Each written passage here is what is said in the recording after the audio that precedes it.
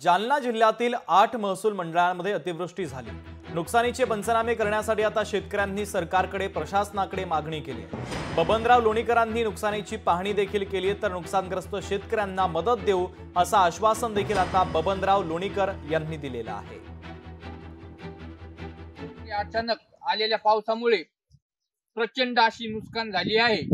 मागील 20 वर्षात एवढा पाऊस 4 घंट्यामध्ये कधीच पडला नाही, पण अचानक पाऊस पडल्यामुळे प्रचंड अशी नुकसान सर्व शेतकऱ्यांची झाली आहे। तरी कृपया शासनाने पंचनामे करून तात्काळ मदत करावी ही नम्र विनंती। काल अतिवृष्टी झाल्यामुळे माझ्या शेताचं प्रचंड अतोनात नुकसान झालेलं आहे।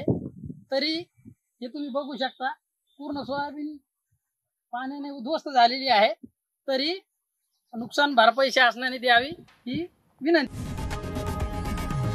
लोकशाही मराठी ऐका, पहा, जागरूक रहा।